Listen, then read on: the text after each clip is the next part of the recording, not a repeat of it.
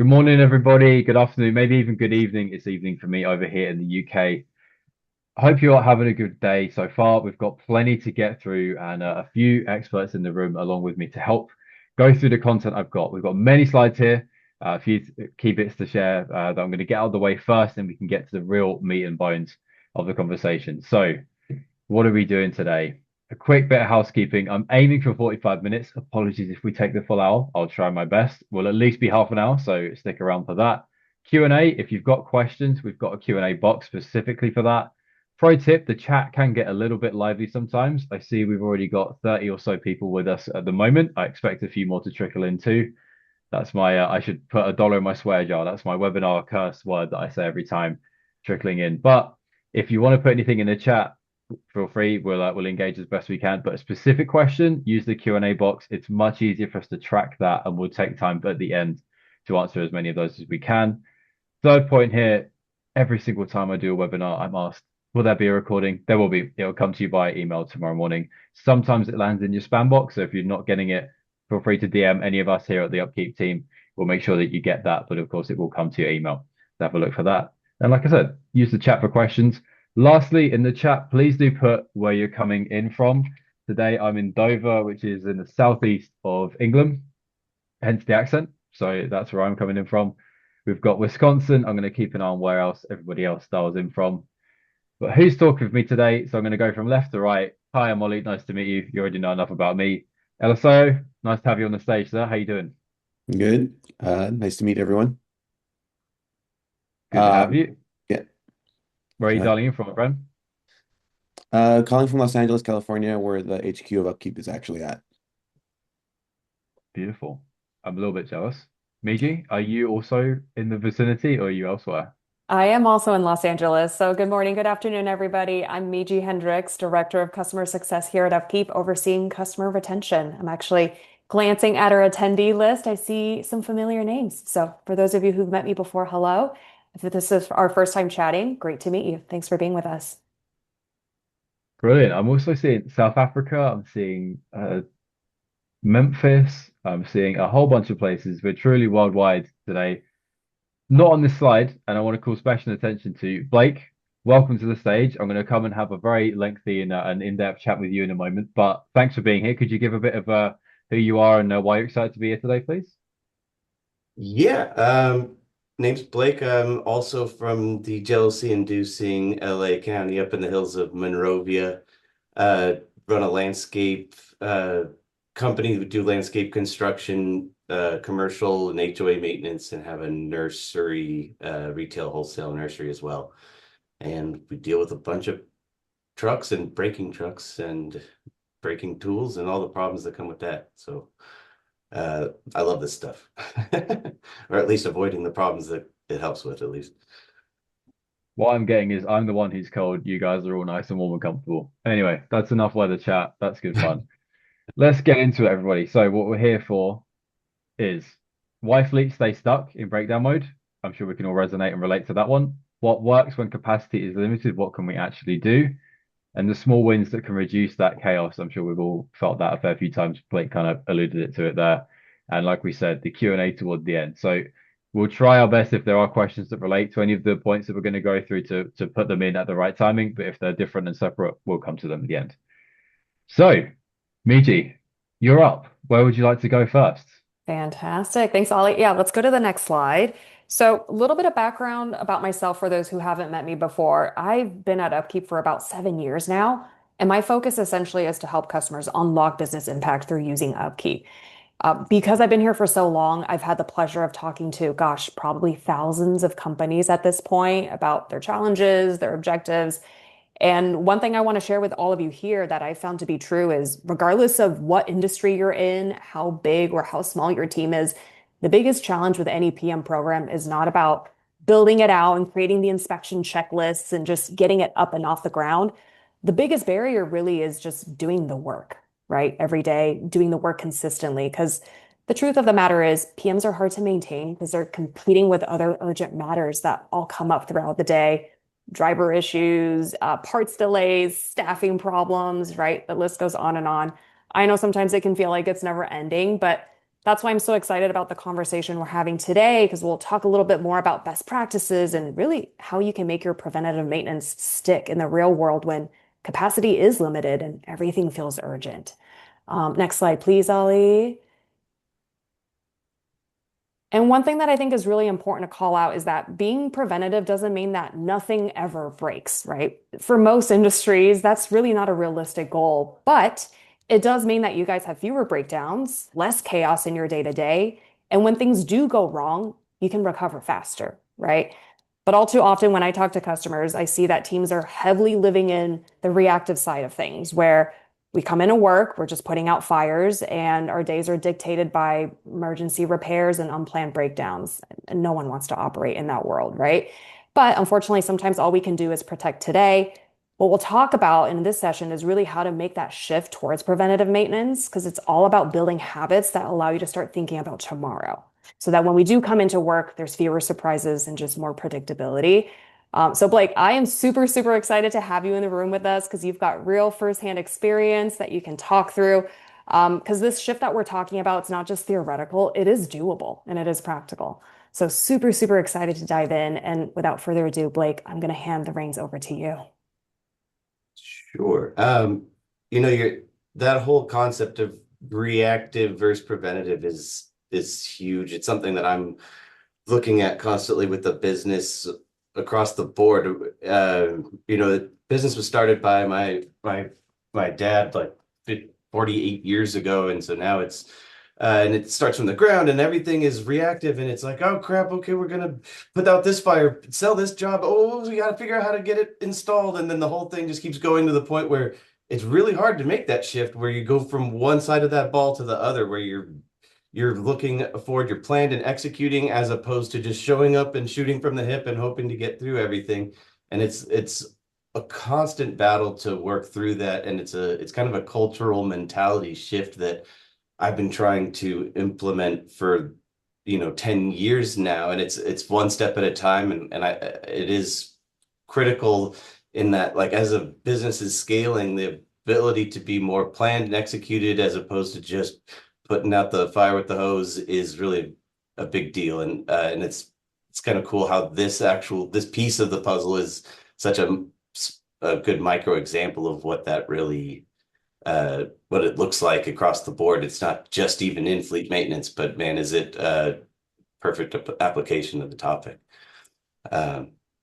We've dealt with a lot of trucks and have a fleet. Well, and we're at an interesting size. We're 110 employees with a fleet of about 40 trucks. And then we've got a bunch of lawnmowers and blowers and hedge trimmers and all the little machinery that also requires maintenance and that fails all the time and has its problems.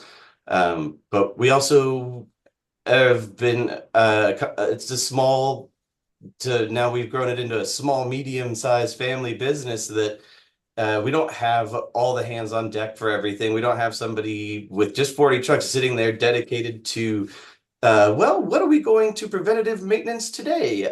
We have, and like I'm going to nice and organized, have every oil change set up, and I'm going to have my tires that are on every one of my trucks listed, and I'm going to have their rotation patterns on lockdown. Is all these things that sound incredible, but it's really hard to do when you have a mechanic who's just got greasy hands and a tablet who's just going to thumb on that screen a little bit to give you that information, and we have administrative people that are working on whether that's payroll or payables or other things. They have their own a bunch of things to juggle, and so that systemization to have that all under control is it's such a big element of this. And like these tools, like softwares, like what UpKeep is doing, when we're on these platforms, Fleetio, that it's a bit more robust than what we require, but having the capacity to, as a team,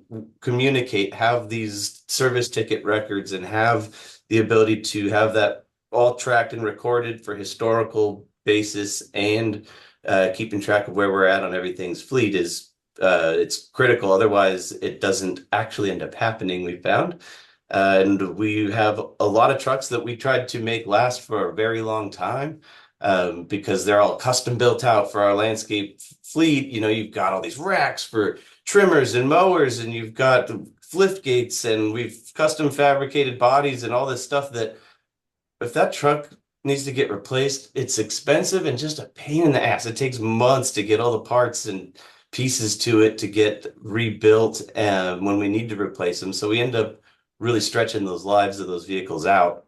And so, a solid preventative maintenance routine is important to not have them be in constant failure. All right, Blake. Good to have you on. Thank you very much for your introduction, your thoughts there. Live TV, everyone. I didn't realize my camera wasn't on. Very sorry about that. Here I am. Nice to see you. I'm Ollie. You didn't see me before. I could see you guys. So I got plenty of things to take you through and put Blake to the test and see what Blake thinks about for a few things. So in a few words, Blake, what would you say to this? What does breakdown mode look like for you?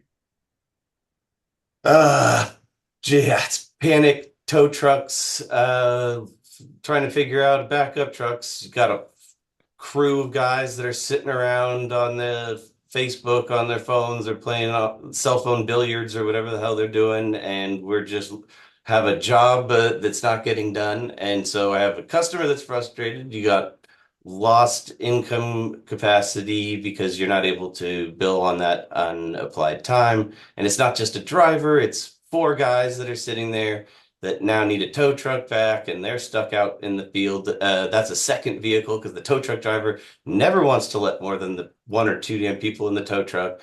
And you are now stuck losing a whole day of work. Got a truck broken down that probably half the time it shouldn't have if it was taken care of appropriately. And just a costly, frustrating situation that is distracting everybody from the tons of stuff they already got on their plate. Know what you mean. So maybe look back into maybe recent history or at least the last few years. Where have you been bleeding time of money and maybe some of those non-obvious ones, the hidden places where it's been hurting you silently? Yeah, interestingly, over in here in California, and particularly Southern California, they've really pushed us to switch to electric tools. And so I have a relatively new, like last year and a half, I've had a new fleet of electric tools that have been very low maintenance and gotten a lot of the headaches out. But before that, and with the handful of, fuel-based tools we still have, it's amazing where that preventative maintenance doesn't get done as somebody gets lazy and doesn't want to just change a couple of filters or just pull the dang filter out and blow it out, and they just keep running a blower or running this mower, and it ends up just decimating the lifespan of this tool. And these guys are using it all day. It's their lifeblood, but they don't care if it's not a reminder, if there isn't that right preventative maintenance checklist or indicator or a prompt, and they don't bother, or they write it off to their mechanic and they go, well, we have a mechanic, he'll do the filter. I don't have to do anything. I'm the guy that does the gardening. You end up with this blame pass and non-accountability and tools just falling apart prematurely. And it's an interesting microcosm with those tools because we all think of the vehicles more commonly, and it's like, oh, you have your oil change interval and those cabin filters, whatever. But those small tools have smaller filters, more frequent intervals, and more immediate impact or a shorter timeline of the failure to come to fruition when they're not taken care of. And we saw that happening a lot. Nothing more annoying than something not having the lifespan that it should. Yeah, we're trying to manage all the costs and none of it is cheap. And so having to prematurely replace equipment and stuff is just hits the bottom line. Gotcha. All right, I'll move us on. I think you kind of hinted to it, but yeah, like you said, doesn't just cost time or money, right? When we have breakdowns and problems. And you're onto something with the morale one. The irony is that these guys would maybe just drive the thing into the ground, and then they'd be like, "Man, this stupid company buying these crappy tools for me, because screw these guys." And it's like, that's a brand new tool as of 6 months ago. You just beat the hell out of it and didn't take care of it, and now we're the bad guy, huh? So it's a team effort. And Blake, I just want to chime in a little bit too, because as we're on this topic about, what are the real consequences of breakdowns? It really reminds me of one of the customers we have in the gas delivery industry. So there's this organization, they transport gas all across North America, right? So fleet, reliability is incredibly important. What they do is they take gas and take it to these remote places where there's no pipeline access. So they're providing, think oil mines and fields with essentially power and heat. So when their fleet goes down, it's not just an operational problem and an inconvenience, it's actually really catastrophic for the customers that they support. It puts their operations at a standstill. So a lot of the times for them, the damage of a single breakdown is not just money and some unforeseen expense, it's the erosion of trust with their customers as well.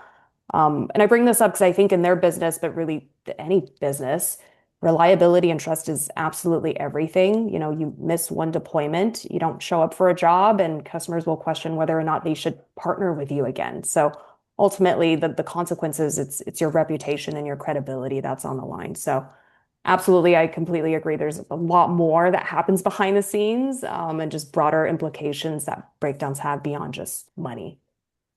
I wish it was not as true as you're saying, but and that even I swear our customers would treat the fact that our gardeners are a few hours late to blow the leaves off their property, and they treat it like, yeah, a whole freaking community isn't getting heat for the evening or Yep. fueling their whole entire operation. It's always catastrophic for Yep. people.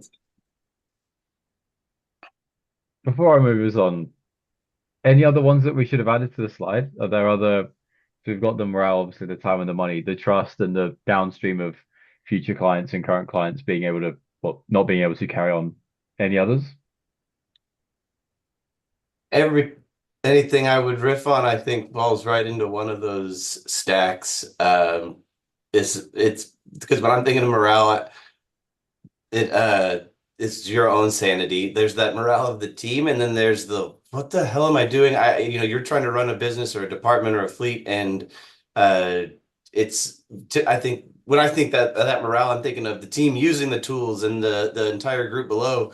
But it's also so impactful to the manager, the ownership, or the end user that's just wants to be able to sleep at night. So there's that internal or leadership morale as well, but it falls in time, money, or morale pretty much. All right, I'll move us on. So, why do we fall behind, Blake? What do you think?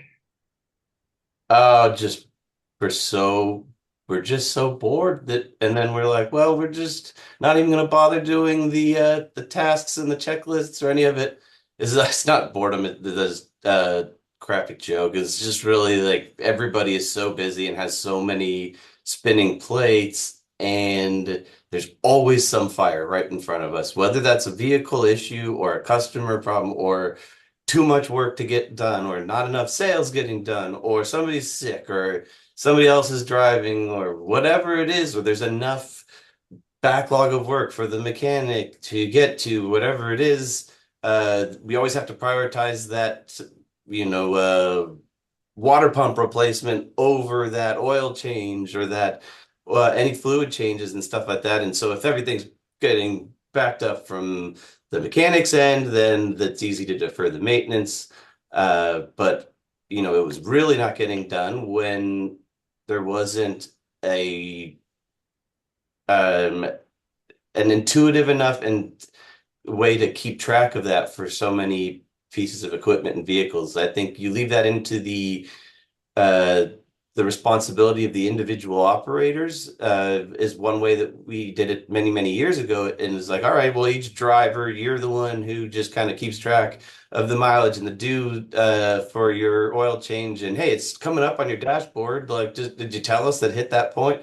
And that's of the simplest conditions, but it that's relying on too many different individual perspectives, habits, patterns. An organization needs that consistency of and repeatability, so to speak, of that process so that it can be relied upon and consistent. And so when we didn't have a system in place, it was considerably worse. And while it's much better and it always is, we're always trying to improve it. And there's the obstacles that exist regardless of how good our systems work. There is still the people element that needs that cultural adoption and use of this stuff.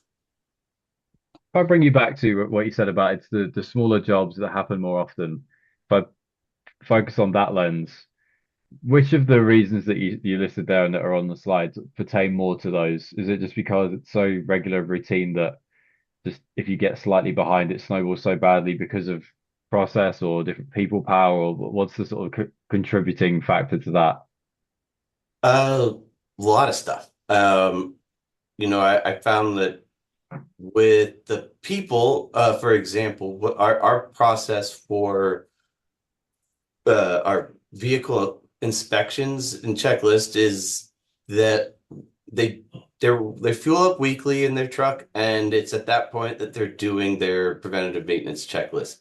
For our team, I have crews of 4 guys, typically at least a 2 to 3 in a truck. So one guy can be filling up the equipment, and it makes sense that the other couple guys can be kept busy going through and checking everything on the list. They do their even down to the turn signals and is the horn working and stuff like that.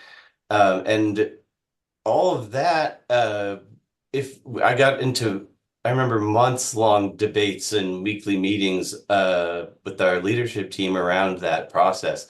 We had one guy who was a former military person who was like, every day they do the checklist every day. The driver gets in the car and he does the checklist. And I couldn't buy into that because we call it pencil whipping around here. It's like checklist is just whatever, it's a checklist. I checked the 10 turn signals yesterday. It's done. Yes, it's fine. Let's go. And you do that often enough, and now that checklist doesn't mean anything. And now that preventative maintenance hasn't been happening if there is something that's noticed or a challenge. And so that I could go on for a million different ways that can come up, but that limitation of time and people is also a big part of it. It's like you can overtask them and they don't pay attention. Or there's also that limitation of the reality of what can we actually get accomplished? What is a realistic maintenance schedule for a vehicle? When you look at the suggested interval of maintenance for a truck from the dealer, it's like this is this crazy thing about checking every tie arm and wheel bearing on certain intervals, and it's like, okay, well, if I have this all populated into my inspections list and on all these intervals, I have these guys checking things that are of non-necessarily critical operating elements for our operation, then it becomes too congested. There's too much crap. I don't have enough mechanic power, enough efficiency to have the guys coming through and having all of that high-level tie rod suspension and inspections happening, and greasing of fittings and all that stuff that is like really nice if you're if you're like a grandpa in your garage and you're just doing those nice little intervals every once, like on those appropriate timelines. But when you got one guy trying to crank through all of that, and ultimately it becomes way too much when you have 50 things per year per vehicle. With 40 vehicles, you're talking about it's just massive. You're talking about 2,000 items per year on top of the actual work. That's just your like items to check and service. It gets way too far behind, and priorities become impossible to manage because now this guy's got, well, I've had this transmission pan inspection on my list, and it's way higher up because it's older than all these oil changes that I haven't done. So I got to do that. And it's like, well, no, you actually don't. That's not a critical path for us right now. And so one of the things we've had to do is kind of identify what is that critical list of and frequency of elements so that we're actually able to accomplish it? Because sometimes you bite off more than you can chew and you don't swallow any of it. All right, good stuff. I think you kind of hit on most of this. Is that fair to say? Shall I skip past? Yeah, I think that's fair. My problem is has been less too much on the checklist than the appropriate cadence of performing the checklist. I feel like if it's not at the right interval, people don't pay any attention to it, and there is not any actual value to it. Which is that makes good sense. All right, so I wonder if this is a really straightforward answer or a really complicated one. You tell me, Josh. How do we decide what's critical and what's not? That's yeah, it's probably not a simple question and one that I even have a great answer for. It's like a lot of trial, error, and common sense, and really seeing where we have failures coming up often. You know, for us, for example, uh, we have lift gates on the back of all our trucks. Most of my fleet is like a step van, like a FedEx style delivery truck with a lift gate on the back, and we can bring up our like large mowers and all of our equipment into that back space. Uh, and I'm more limited and like slowed down by breaking lift gates than and malfunctions in lift gates than I am my vehicles failing. And so there becomes a realization of, well, do I need to have this tire rotation schedule as one of my checklist items of preventative maintenance if that is getting in the way of the guys greasing and checking the tensions on the like the bars for the lift gate. We haven't had a real bad issue where the tire rotation limited the life of the tires all that bad, or we didn't do it often enough. We're going to move the lift gates up higher on this list, and at a certain point, you're kind of getting a feel for where you can draw that line of cutoff. But the way I don't suggest doing it is by putting everything in that comes from, say, the manufacturer of every single little interval thing, and then going in reverse and removing it, because now it's too much and it becomes very hard to thin through it. It seems to me easier to take the base obvious stuff and add as like deficiencies are discovered.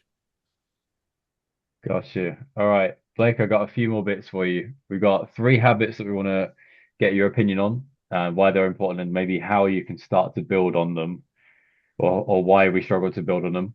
And from there, we'll wrap. We've got a little bit of chat with Eliseo to come. But our first habit, catching issues earlier, obviously the one that we'd all love to do. Talk to us about why it's so important, but more importantly, in the next couple of minutes, how we can start to do it. Well, and it's funny because the issues that you catch or prevent, you don't necessarily know that you did, because as nice as it'd be to go back in time and be like, I see, this truck will fail if we do not go into our alternative timeline and have performed this maintenance or inspection versus another. But that becomes really clear that communication is the big piece of it, and that ability to have the critical intervals of maintenance, the right interval of communication and checklist, and the adoption of that checklist and communication tool is critical for that communication side. Because I remember when I started here and I was thrown on the gardening crews, and I spent my first year just out in the field, and I remember hopping in like one of the first few weeks. I hopped in one of the trucks, and the guy's driving, and I'm in the passenger seat, and it's like the old like school bus, like kind of when the guy's just kind of like looks like I'm driving the school bus, but it was actually the steering wheel was going like this, and he's just like, well, it's going straight, and it's like, holy crap, what are you doing? How has this been just allowed to go on like this? And he's like, ah, it works. What the hell are you talking about? And then, but you're just blowing through that entire front end. The tires are toast.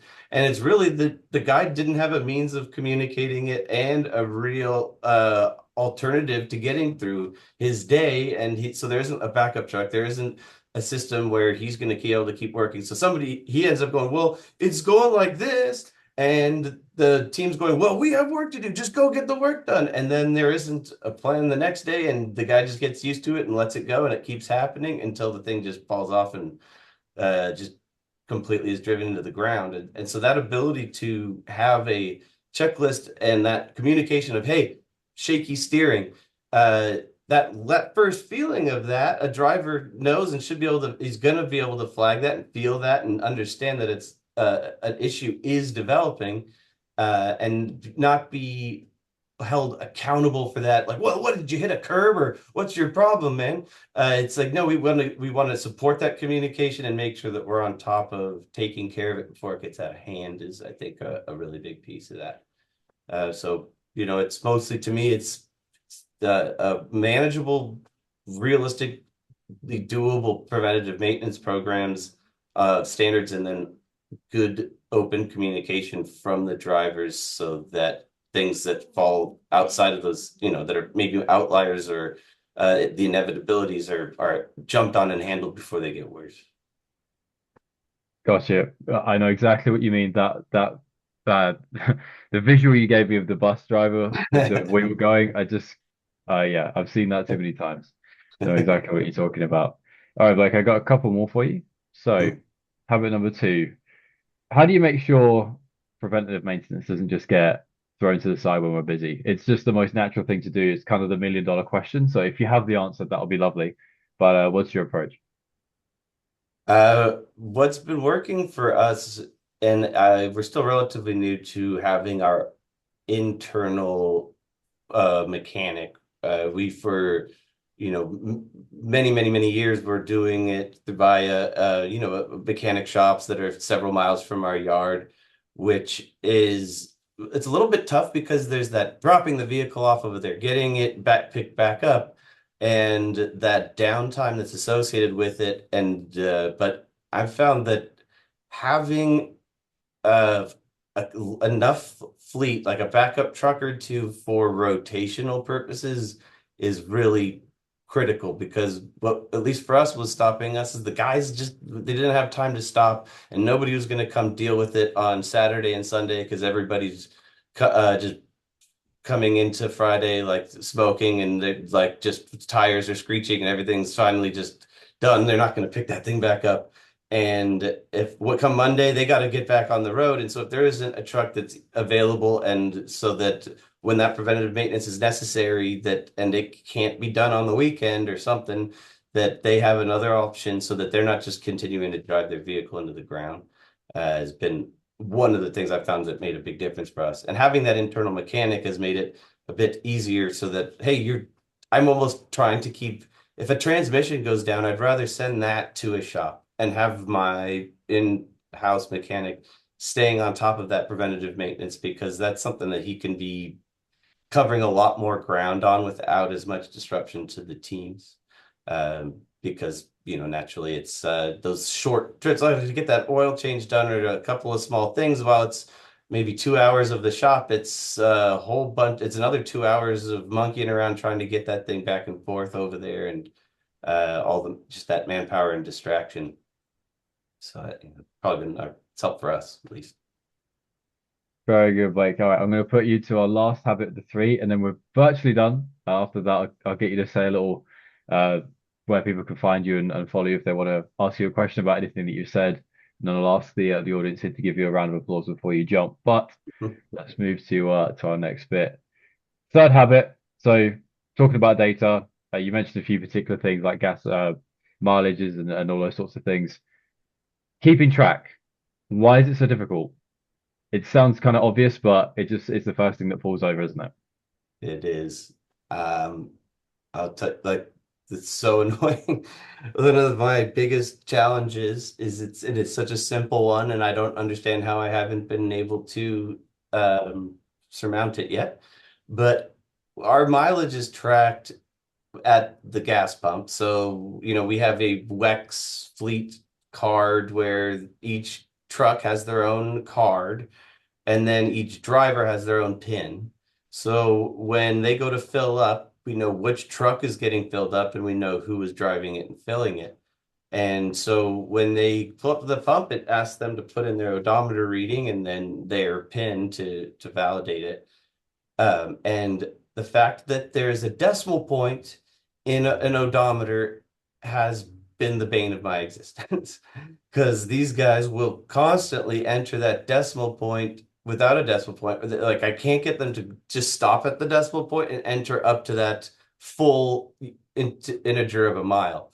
And so what happens is all of a sudden our truck went from 20,000 miles to 200,000 miles between fill-ups. And now the system's going, you haven't done an oil change in ages. What are you doing? Or it's devalidating all of those entries by recognizing that that's an outlier of data. And it's incredible how as simple of a little thing that is, having that data accuracy can be tricky. And it's really about training an individual buying an understanding of the value of it from the team themselves. And it's probably my greatest struggle is that element of it. And granted, I think that's naturally, as you keep trying to improve these systems and evolving them, I feel pretty good about that being now where I'm at in my problems because they were uglier and bigger in the first couple habits of development, and now it's continue to refine and get better, more accurate data. But it is a big piece of the challenge for sure. Blake, I think we're almost through to the end of our little interview chat here. It's been wild. Partly my camera's off for part of it, so apologies for that. Any last words you want to say here before we wrap? No, not that I could think of. Just hang in there and don't jump out the window. It's manageable. Eventually, it's just all of these things take so much development and so much revision. And for me, my thought is always just like, there ain't nothing to it but to do it. And it's about, this is like a jump in, take the hit to the, and a few on the chin, and then learn and figure it out and refine it. And it's just keep walking through it and just not getting too what's the word I'm looking for? Complacent in that process, because it's not going to be a system that you just set up and it's now preventing all of your maintenance and your vehicle lives are extended and everything is just a glorious, like Jehovah's Witness pamphlet. It's like there's a whole lot of development and continuous, struggle to work its way through, but it's all worth it, and it's just one step at a time. What I think I heard is a couple of things. Visibility, you really can't fix what you can't see. That's the starting point. Then it's the action, but the right actions at the right timing. And I think probably, arguably most important, if I borrow your words against you there, it's the habit. Because if it's not a habit, it's a one-time fix that breaks every next time, and there's always a next time. So, Absolutely. Blake, with that, thank you very much. Where can people find and follow you, ask a question if they have one? Yeah, my email is Blake at garden-view.com. I'll throw it in the chat if anybody has any questions. You could try and find me on LinkedIn. I probably go in there every once in a while and do, but I'm not too on the socials too much, but shoot me an email. Check out our website, garden-view.com is really cool. We do a lot of awesome landscape construction work and big incredible pool builds and stuff, which is really neat. Very good. All right. Thank you, sir. I think we sort of went through the slide a little bit a moment ago, so I will move us on. I think again we may have already done this one, but obviously coming from UpKeep, it's advisable to use some technology to help you do that. If you write down everything on paper, it's going to get lost somewhere somehow. And you'd be surprised how many people still operate in that way. It's prone to going wrong. So of course, looking into tech, obviously, it's very helpful if you can do that. Keeps things going. Let's move us on. So when people have the right tools, preventative maintenance is easier to execute. Of course, just like doing the actual work in the yard or wherever else you may be, you haven't got the right tools, you can't do anything, can you?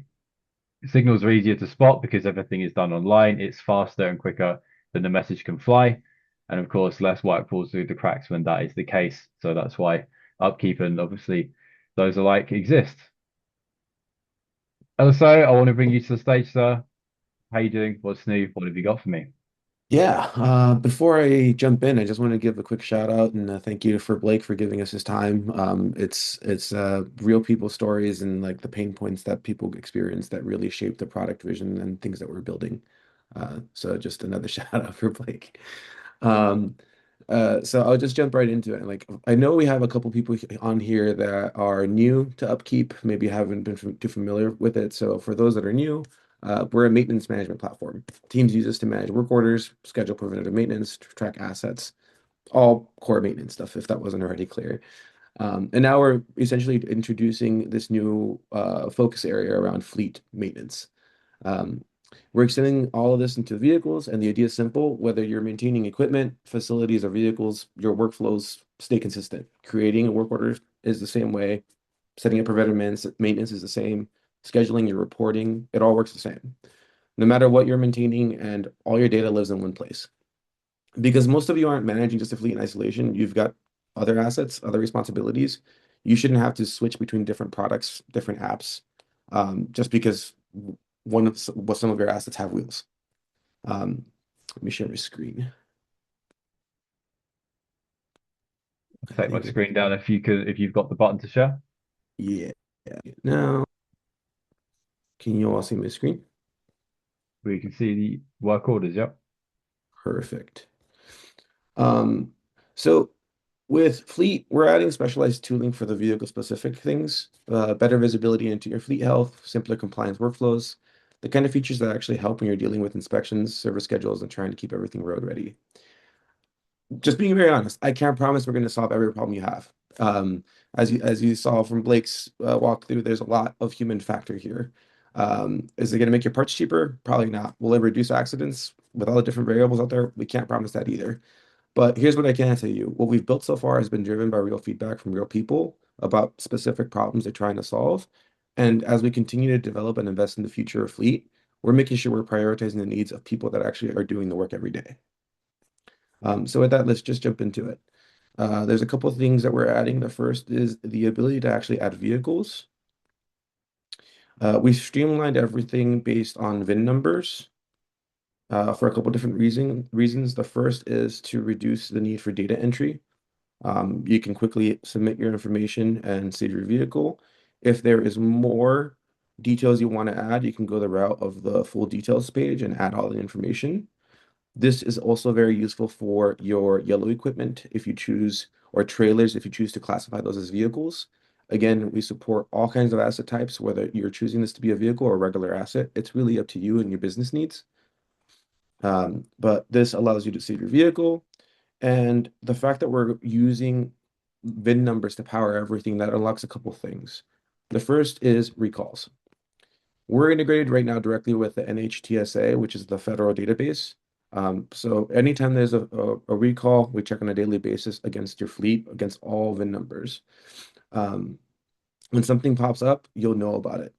But we didn't just stop at that. You can create work orders to address them directly with your recall notice. This allows you to kind of stay protected from liability. Let's say you get into an accident, it has something to do with a defective part, something that was recalled. You can show and be protected that you were aware of it, and you also took action to address that recall alert. Our inspections is something that we're going to be supporting. We have AI for our smart form builder, where you can enter a simple prompt like, I want a DOT compliant DVIR checklist for my vehicles. And the concept here is that by entering a simple prompt, you can have a basic checklist in seconds. It's not meant to give you something perfect. It's meant to save you a lot of time so you're not spending hours trying to figure out the right thing or copy it directly from what you're using on paper. You're also able to use your templates and build them as you like. But once you have this set up, you can customize however you like. You can move things around, you can add additional things, and you can remove them, or you can change how you want the view to be presented. And then I'll get into the operator side of things in a second, but to show you what the inspection history looks like, as your operators or your drivers will be executing, we want them to focus on actually doing the job and driving. So with the checklist, once they execute it, you can have the record, which includes everything about that inspection, what failed, what passed, and you can create work orders directly from those failures or from that entire inspection.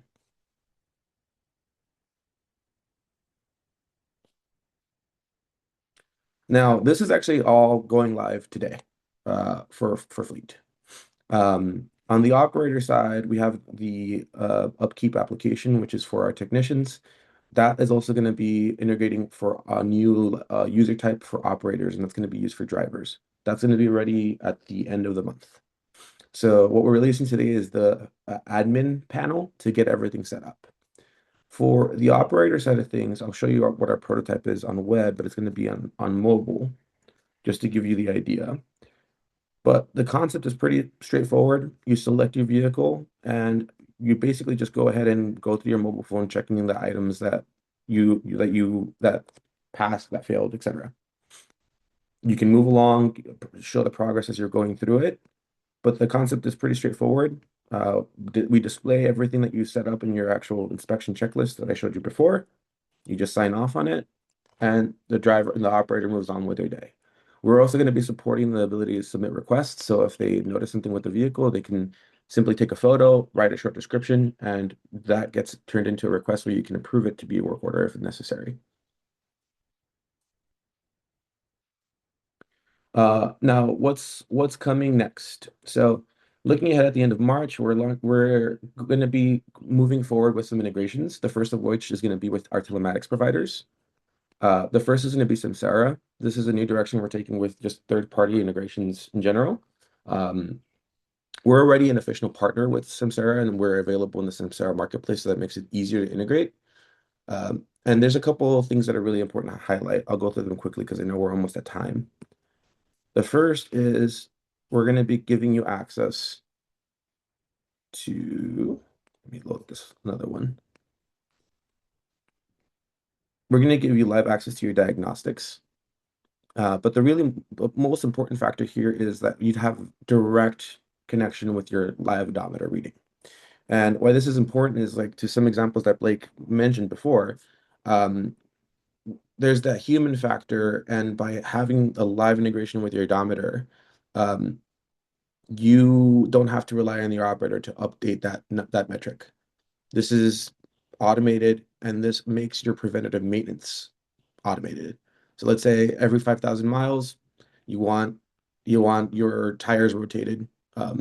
That will trigger the preventative maintenance task to be fired based on the odometer reading without your operator having to update that information. Our position when it comes to telematics is, a lot of our customers are already integrated with this. We're not trying to replace anything. We're trying to add more value with the tools that you already have. So some other things that we're going to be looking at are going to include things like Geotab, it's going to include Motive, and it's going to include Verizon in the near future, along with other integrations for things like fuel cards, WEX being one of those. The other thing that we're going to be unlocking with fault code with the integrations is going to be fault codes. The same way that you take your vehicle into a mechanic shop and they plug it in to read the sensors to get those error codes, we're going to be getting that as well, because all your telematic providers should have something like this out of the box. And essentially we'll be able to connect and get that same information and tie it into your maintenance workflows. This is going to allow you to be able to actually capture those issues before your driver notices it and hopefully before it becomes an actual problem. We'd be able to give you a snapshot of the information that happened when that fault code was triggered, and would be able to use essentially AI to generate what all the information into a work order And the whole idea is to reduce the need for you to type and have a lot of data entry and have a lot of that context. So you see all the information is configured, it's added in, and it makes it a lot less cumbersome for you to actually enter. And that's the part that we're trying to focus on, is to make this a simpler experience for everyone. And yeah, and that's what's coming out in the very short term. There's a lot of investment that we're putting into this. As I said, our goal here is to continue building this based on real people, based on the problems that real people experience, and making sure that we're just improving this product. With that, I'll pass it back to you, Ollie. Thank you, sir. Very good. If I can bring back up the slides for a quick moment, we're about to wrap, everyone. So get your questions ready if you have some. Can I get a thumbs up from my folks on camera if I'm sharing my slide deck, please? Thank you very much. Slight moment of panic because you never quite know what screen you've accidentally shared, but we're all good. So our key takeaways and wrap ups: right sizing your preventative maintenance schedule. If the list is small and it gets done, that's better than a really overwhelming list that never sees the light of day because you just cannot deal with overwhelm. Embedding it into natural processes and ways that things work helps. The story that Blake told about the way that just if they're already going to get the gas and that's how things work, then those moments are perfect timings to add things into your process rather than things that become a bit of a drag to then instill as an additional task, an additional thing to go and do, something to do at the end of the day and the start. All these things make it harder work and habits less sticky, and automating the follow through. Don't know how much more I need to say on that. I think we'd all agree that that would be good. So now's the time for some questions. I will take the deck down as I just go through the last slide while we wait for any other ones. I can see 2 or 3 coming in. Could I ask Miji to give a little bit of a plug here for Upkeep while we wait for the questions? Yeah, absolutely. So, for anyone sitting in who's interested in learning more, or if you are itching to potentially test drive what Eliseo just demonstrated, we will be sending out an email to everybody here with a recap of everything that we discussed today, but also instructions on how you can activate a trial of Fleet. That way you can be in the driver's seat, pun intended, and really take things for a spin. And that way we can get in touch with you, answer any questions, make sure this is a good fit, and hopefully continue partnering with you guys on your fleet management needs. Perfect. All right. So I will take our slides down. And if anybody has any good questions in the Q&A, I will look for them right now. I know that I've got at least 2, and let's see if there's any more come up. The chat is also going off. So first one I have is for Eliseo. Do I need to replace my existing telematics system? I believe you answered that just at the start of your section, but if you could reiterate for us. Yeah, no, you don't. Like I think it's unrealistic to ask customers, especially if they have hundreds of vehicles, to rip out their telematics system that they put a lot of work into. So instead, we're investing in those integrations to meet you where your needs are. The main thing is that you're going to have to be patient as we integrate with these different providers as time moves on. That's the balancing act, right? We're not going to ask you to replace anything, but you're going to have to be patient as we integrate with more and more of them. Additionally, it's important to add that integrations, it's no cost to you. It's something that we're looking to be able to do out of the box with the fleet module. Roger that. I think there's one. I'll see if Miji, are you brave enough here at the moment for this one? What's the cost for the fleet module? Comfortable answering that one? Yeah, sure. So cost is going to be dependent on the number of vehicles you're looking to track, Jessica. Would love to actually chat through this a little bit more deeply just based on everyone's unique needs, right? It could vary depending on, are you tracking your fleet year round? Is it seasonal? So it is going to be based on the vehicle, but would love to connect after this session and get more aligned on exactly what you're looking to accomplish. Very good. And I think I've got one more, unless one comes in while I'm reading the question out. It's how quickly, Miji, can we get up and running with fleet management software? Oh, great question. I get asked this all the time because being here at Upkeep, I think the biggest barrier and the most daunting thing of implementing any system is the setup process, right? So the good news is, as with all things in Upkeep, we aim to make setup, use of the system as frictionless and as easy as possible. So Eliseo touched on this a little bit when he did his demo, right? Setting up a vehicle should take no less than 30 seconds, or sorry, no more than 30 seconds because of our VIN lookup tool. So, whether you want to just plug everything in and let the system do the work, or potentially take advantage of, manual entry. Like either process works, but we've got some tools on our site just to make it as effortless as possible. Very good. All right, team. I think we are out of questions. If you do have one in the next couple of moments or after the show, don't hesitate to reach out. We'll get your answer to your question done, sent over by email or LinkedIn and other places, wherever you choose to send it. Last bit of homework, as I mentioned at the start, we'll send out the recording by email, most likely tomorrow morning. Have a look in your spam. Sometimes it lands there, sometimes it doesn't. And with that, if you made it this far, thanks very much for your attention. Panel, thank you very much. Appreciate all of your time and wisdom. Everyone watching, we'll see you on the next one. And with that, end of the show. Thanks very much, everybody. Thank you. Thank you, everybody. Cheers, guys.